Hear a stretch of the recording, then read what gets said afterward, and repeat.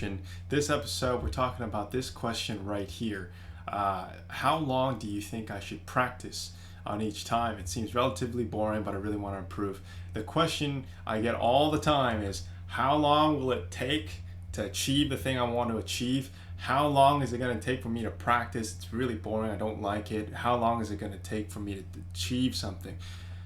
This question is basically you being impatient, right? And I'm not calling you out. You know, I've had the same question about other things too, but it's about setting an unrealistic expectation because you want to achieve something by a certain time. As opposed to what you should be doing, which is focusing on every little thing you need to be focusing on to improve, and thinking about things as a process as opposed to an achievement, right? If you think about, I want to achieve perfect clapping by a certain date, you're more than likely not going to achieve that by that date because you set an arbitrary date for that to happen and you haven't planned for what you can't plan for, right? You have to that sounds kind of funny, but it's about, you can only achieve what is in the now. You can't be like, okay, I'm going to achieve this by a certain date. What happens when that doesn't happen?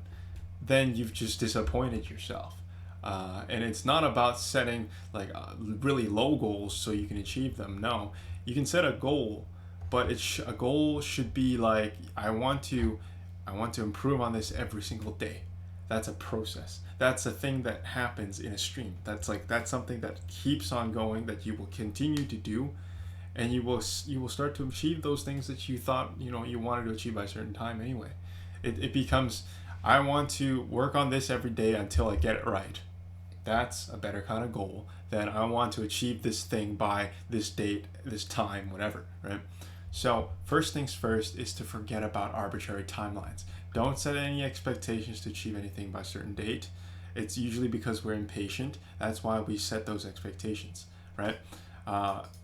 The other thing here, looking for the next level, right? Looking for that next thing that you need to fix. So if you're working on counting and clapping, maybe you started with clapping 1, 2, 3, 4, then you transition to the piano 1 and 2 and 3 and 4 and, but if you can't do that yet, then maybe you have to go back to clapping, right? You focus on that next little thing you're going to work on, and then maybe you speed it up, and then as the next level 1 and 2 and 3 and 4 and 1 and 2 and, oh no, we got to work on that. Then you slow it back down. It's all just a process of building. So 1 and 2 and 3 and you do that over and over until you get it right. Then you allow yourself to pass up to the next level, right? Just climb that and think about it as a game, right? When you play a game, you don't say, I'm going to achieve this game by a certain date or time. Maybe you're speedrunning, I don't know. But you don't go into a game saying, I want to get this done by a certain time. It's not like it's some kind of homework or something, right? You're here to have fun, enjoy playing, and trying to get and pass every single level at the speed, at the pace you are going at, right? So think about playing and practicing as a game, right? Fix every little thing that you're working on. If you keep making a mistake when you're playing the C major scale,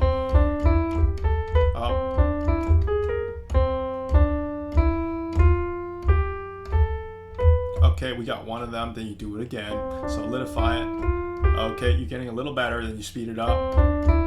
Maybe you play with the metronome, or you count 1 and 2 and 3, right? And so you add on every little bit of difficulty so that you level yourself up, right? And however well you are going to play depends on how strict you are when you practiced, okay? So that's just going to be the truth. So for this person right now, I can tell you he was very, very good with his transition that I gave him. Okay, I told him here to start and clap and count with a metronome. So he tried the clapping, and then he tried clapping to the metronome, playing with the metronome. So here it is, and that's clearly off, right? So what happened was I gave him a practice plan to clap and say things, clap 1 and 2 and 3 and 4 and count with the metronome. He started with 1 and 2, and so I'll show you what he did here.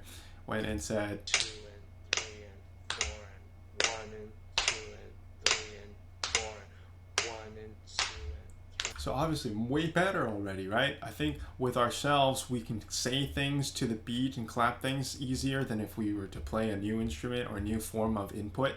And so when we got to here, when we was told him to try with the piano now, 2 and 3 and 4.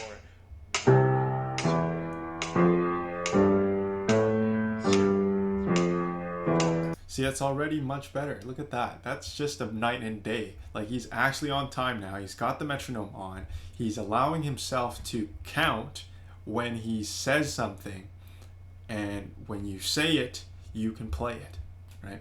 So when you can do that, 1 and 2 and 3 and 4 and 1 and 2 and 3 and 4 and so at this point he's already made some progress. The next thing to do is to actually just keep going, work and solidify this. Do it every single day. Once you feel comfortable at that speed, 1 and 2 and 3, then you speed it up a little bit. Give yourself a little bit of difficulty, just like you're lifting weights. If you can do the 25-pound one, maybe do the 30-pound one. Maybe if it's too easy, do the 35-pound one. Find your next limit and work on that one and perfect it before you let yourself achieve the next level, right? And that's what we're doing here. Don't be like, hey, how long is it going to take? No, you have to do every single thing right so that you build a solid foundation. And 2 and 3 and 4 and 1 and 2, 3 and 4. That's the next goal for this person right here, right? To play at that faster speed, okay? So looking back here now, I'm going to jump back into this view right here. This one right here is the, let me zoom in a little bit. So this one right here is the next goal is to play Hanon No. 1 with the metronome at 144, right? 120, right? So that's what I mean by looking for the next level, finding the next highest speed. And then after that, you can look at stuff like, so I explained here now, metronome speed without a mistake, right? Aim for accuracy, aim for speed, now ramp it up. But if I was to really summarize this in one here, with anything in learning piano, I can summarize the general process into this, right? You first start with hand separate work. So if you can't do, before hand separate work, you can clap the rhythm. If the rhythm's struggling, you can clap the rhythm, right? But after that, you have the hand separate work that you do. You can only do the C major scale with one hand, do that with one hand.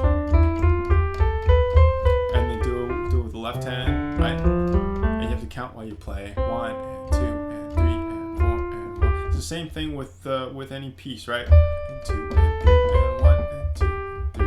1 and 2 and 3 and 1, 2, 3, right? And then you put it together. 1, 2, right?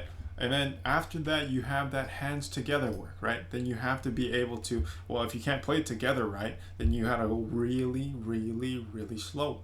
So you go 1 and 2 and 3, and if you can't do that evenly, then you gotta slow that down, right? 1, okay, 2 and 3, and oh no, I've screwed up. Then you start over, do it again. You line it up and you read, right? So counting while you play keeps everything in alignment, and that's what you always want to do. So it's accuracy at the fastest level that you play at the fast level that you can play completely accurate. So that actually means you have to play as slow as you can to give yourself that accuracy, right? So if you can only play this, then that means that's too fast. Oh no, that's still too fast. Then you find that speed that you can play everything comfortably at, right? So find the trickiest part of the piece and that's how slowly you have to play the entire thing. I don't want to hear any like speeding up when it's easy and then slowing down when it's hard, right? That's not going to help you keep an even piece. You have to keep that piece completely constant at that tempo that you're working at, okay? And then after you master that, you can speed it up, right? It's that process like I was saying. It's levels. You got to you passed the first level because level 1 is all about, you know, getting the hands together, you got it. Then you about level 2 is you getting that slow metronome speed, slow counting speed, and then you speed it up by 10% once you get comfortable, and then by another 10% until you've reached what the piece is supposed to be played at, right? And then there are bars that you need to be playing many times for you to get it perfect. So it's all about just sculpting. It's very much sculpting. It's very much patching holes where there are messy parts, finding all the difficult parts and doing them over and over again so that they match up in terms of the speed that you can play the easy stuff at, so that everything is one tempo that you're counting. And then when you have all that put together, you having like this cake that you have to bake, and then you put the icing on top, which is, you know, the expression, the musical dynamics. And then you have to figure out all the notes first before you can actually decorate that cake. You can actually embellish this piece and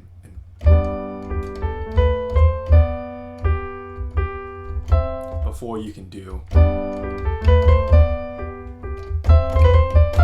right? Oh, you screwed up, that means you got to do it again, right? At this slow speed, you haven't fixed it enough.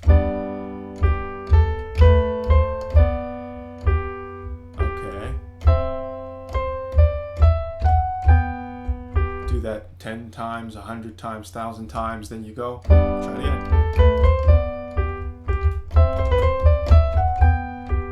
Right? And it's just playing this game. It's just playing a game. Okay? That's why it's called playing piano.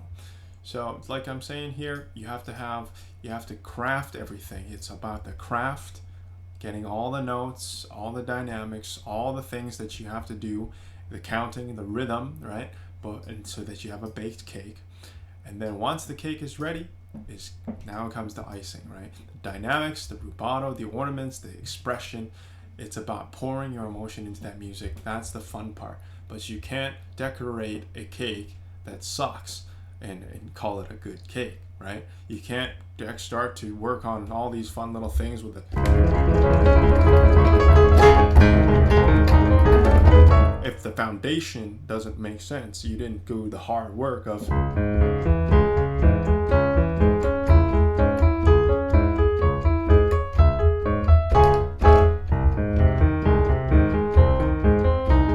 if these are not even,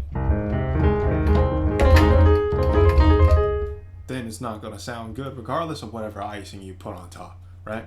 So that's what I hear all the time, and I'm going to get into more questions just like this. But it's going to be the same things. I'm going to say the same things because it's the same advice that a lot of people need for all kinds of different questions, different pieces, different problems. Okay? So, if you have any questions, let me know. If you haven't subscribed yet, make sure you subscribe for more piano advice. You want to submit to easypianohacks.com here. You want to go and ask me any questions that you have here. You go to Easy Piano Hacks on Instagram, okay?